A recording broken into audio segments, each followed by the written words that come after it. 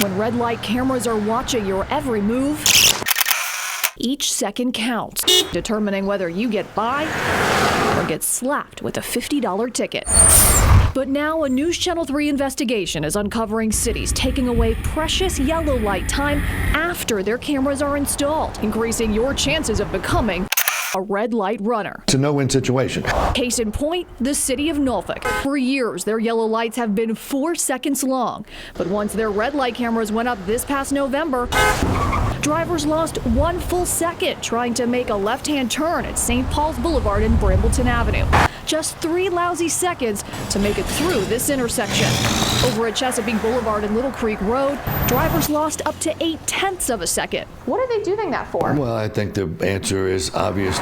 That is, it's a monetary reward system. Gary Byler is a local attorney who's taken red light camera cases to court in other cities. And when we showed him Norfolk's new yellow light times, if the proper interval was 4 seconds before, it makes no sense that you would reduce it when you set up to enforce. If anything, you would give a little grace. Norfolk's new shortened yellow lights may look like a trap, but technically they are still legal because they strictly adhere to VDOT's minimum yellow light guidelines. VDOT updated their yellow light formula in January of 2013. It allows cities to set the yellow lights at left-hand turn lanes shorter than those of straight lanes because drivers are expected to slow down. In Newport News, that formula change allowed city engineers to lower many of their yellow lights last year. On Mercury Boulevard and Jefferson Avenue, a 3.6-second left turn yellow light went down to just 3.2 seconds. The yellow lights there in the left turn lane there are too short. Newport News resident Rick Johnson says he got caught by a similar red light trap at Jefferson Avenue and Oyster Point Road. 64% of the citations being issued at that intersection are for people doing exactly the same movement I did, turning left. Johnson actually took his case against the city to court, but because Newport News follows the VDOT guidelines, he lost. It all seems unfair to me. But not all Hampton Roads cities are playing dirty. Does Virginia Beach try to trap people in running these red lights? Everything we do about our PhotoSafe program works towards the benefit of the driver.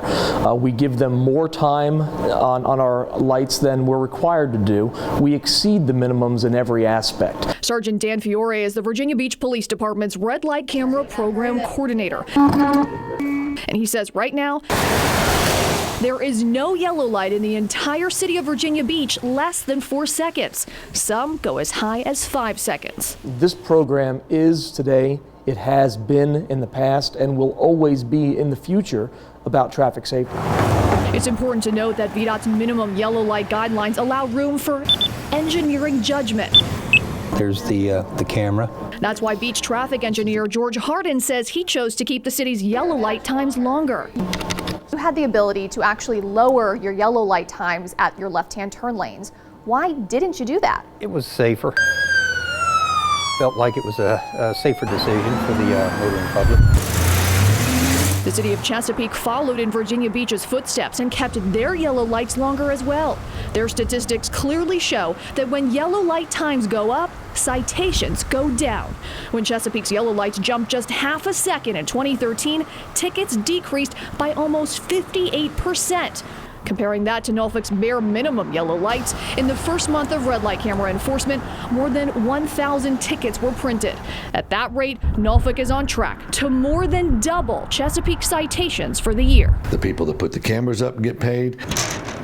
The city gets paid. All while drivers lose. Now, we asked Norfolk and Newport News to explain to News Channel 3 why they chose to lower their yellow times while other cities raised them, but both declined our requests for an on-camera interview, refusing to explain their decisions to the public. Lori Simmons, News Channel 3.